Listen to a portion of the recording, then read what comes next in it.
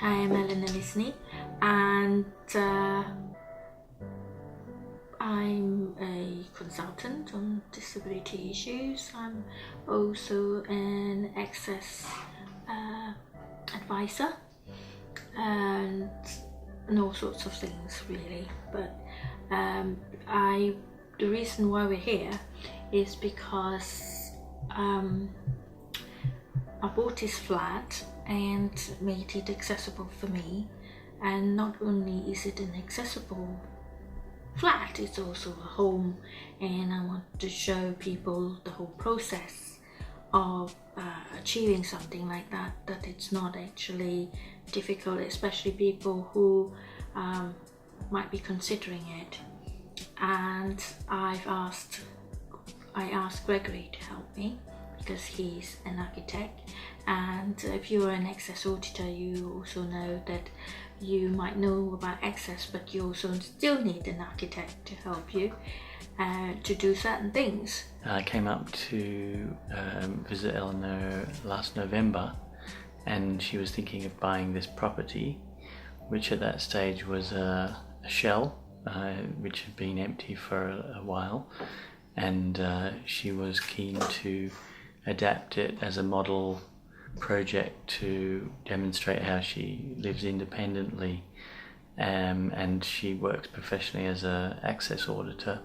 So it was very interesting to get to know her experience and professional work, and we looked at this property together and came up with some ideas about how it could be adapted to make it the way that she wanted to live here.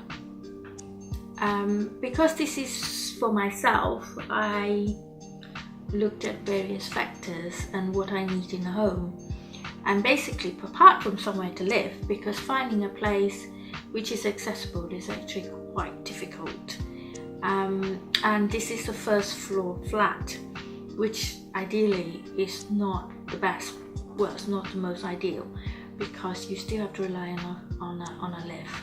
But everything considered, I actually feel safer on the first floor.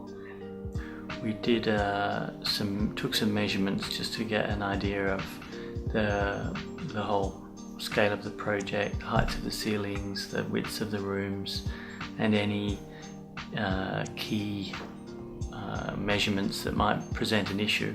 One of them, for example, was the threshold between the living room and the balcony, and I could tell that Eleanor really wanted to use the balcony as one of the key living spaces if she was going to live in this apartment, and I can see now that's completely come to fruition. It's a very lived-in space. It's got a lot of plants, some edible garden as well. It's got a barbecue where she spends quite a lot of time socialising. She said several times in the last couple of weeks she's been using the balcony. So the physical issue of accessing that balcony was one of the key things that we talked about. Because I like the idea of having a balcony and being able to access it and doing some gardening, which I really enjoy.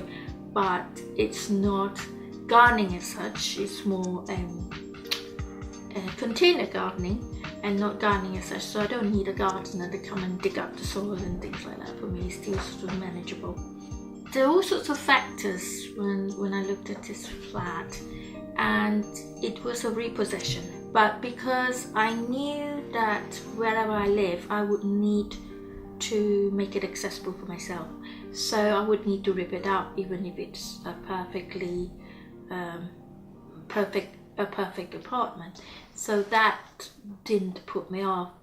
The first thing I had to do was actually not just get an architect, but get the builder to come in, advise me on the mould and how much it would cost to actually make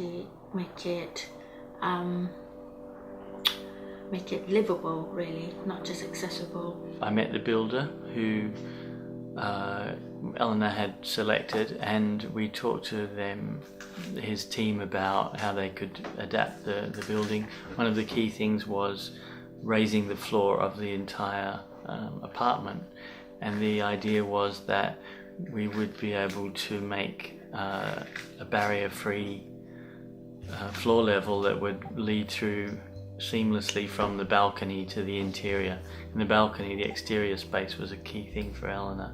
So what seemed to be quite a major physical adaptation was a very logical one, because it's actually improved the atmosphere and the quality of the whole apartment by putting in the floor that Eleanor wanted, but it also happens to be at the right height, which enables us to have access through from the exterior to the interior, or from the interior to the exterior.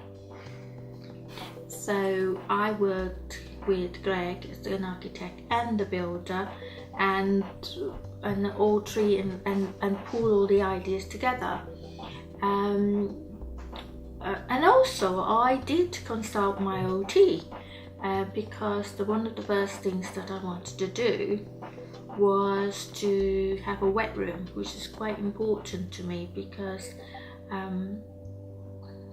it would make life so much easier, to have an accessible bathroom.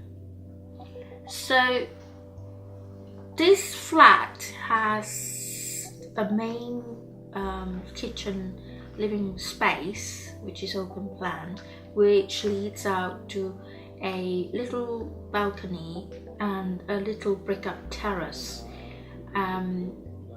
which is just ideal.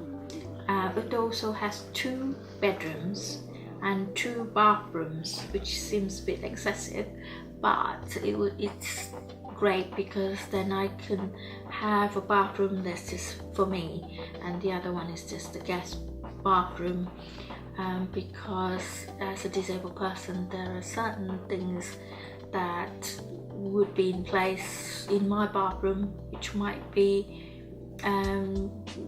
get in the way of other people in a sort of conventional bathroom type idea.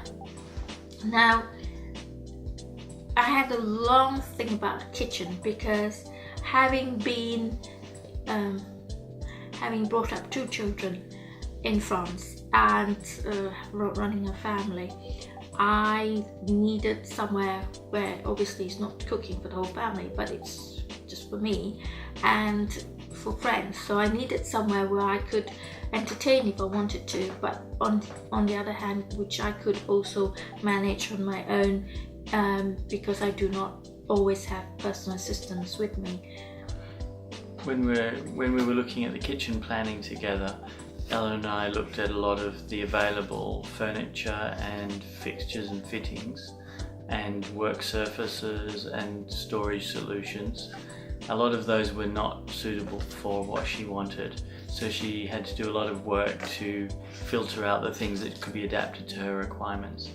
And we found some things which could be made suitable. For example, this worktop is sort of a standard table height, 750. A lot of kitchens are up here at 900, which wouldn't be suitable for someone who's seated. And so she's got, in the background you can see a range of work heights that suit her for different parts of the cooking sort of process. She also chose a sink that she really likes, the Belfast sink in the background, and tapware to suit that, so that it works for her in the way that she processes the cooking that she's doing. For example, you make certain decisions, and I don't have a car. I choose to live here, and which is everywhere. I just use the wheelchair, or I use public transport. So I use my disability living allowance to fund some of the changes that I've made. So instead of using it to buy a car, I've used it to fund certain elements in the flat. So that's the sort of decisions people make. You do not have to use the mobility, you do not have to use your disability living allowance to just go to Motability and buy a car. There is nothing that tells you what you actually do in a private residence. So what you do is up to you, really, and it's your space.